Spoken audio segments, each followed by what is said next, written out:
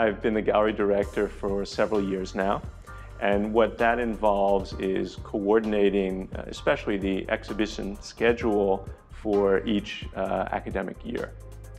We create the schedule about a year in advance.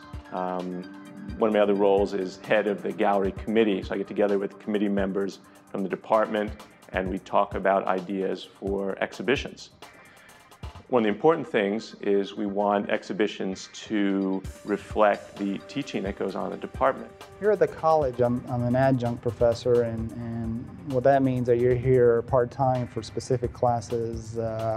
Many of the adjuncts come from, the local art scene, the art world, what have you, and they teach certain courses, and what they bring in is just some of the information that's out there in the art world that you can contribute to the classes. It's very unusual for an academic institution like Montgomery College to offer a class in a medium such as pastel.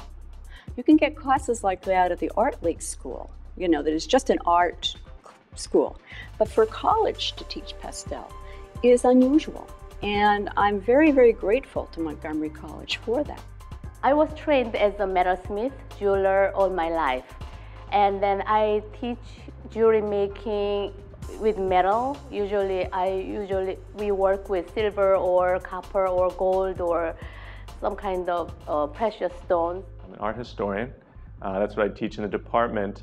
And one of the things that I enjoy about this department is it brings together both artists and the historians. Not all college departments do that. Sometimes art historians are over in the humanities, studio artists are in their own world, which makes sense to some extent, but I think bringing them together, there's a lot of sort of cross-fertilization of ideas. I myself am the product of a junior college system. In the first 2 years of school, I went to one, and then I transferred to the universities. And so I can understand where the students are at. I have a bachelor in art from college, but when I graduated, I didn't think I could make a living at that. So I also have a master's in library science, and I spent 30 years as a librarian. My basic education started from Korea, and then I went to art school, majoring in metals from Korea, and then I came to America.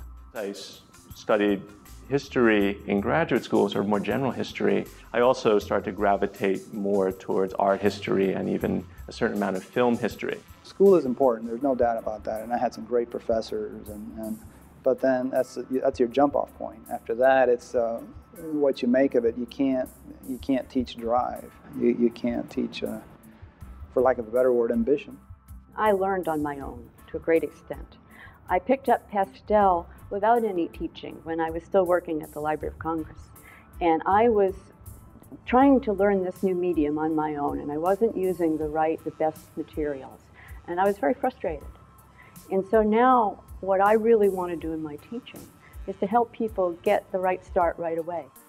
Through the graduate school from American school, I felt that I combined both technical skills based on Korean education system and conceptual skills or concepts from American school. So my education has a full of technical and conceptual mixed into my work. I taught both history and art history. And in the end, I found out, and it was a surprise to me, is that I like talking about art and teaching art more. And I moved more completely into that field.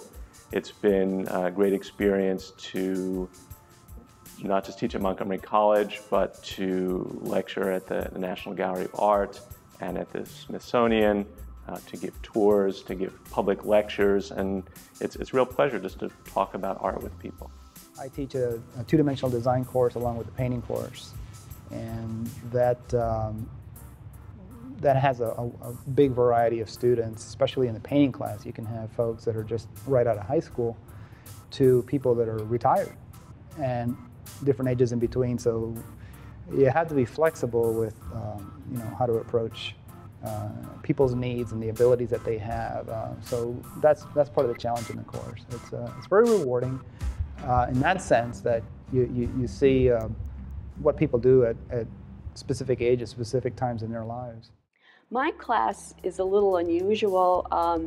It's certainly a lot different from the basic drawing classes in that most of the people that I teach are seniors, meaning people like me who are retired and doing this. Some of them have been artists all their lives. Some of them, like me, had a career before and are coming to it now. But I do have some more traditional students, younger students as well.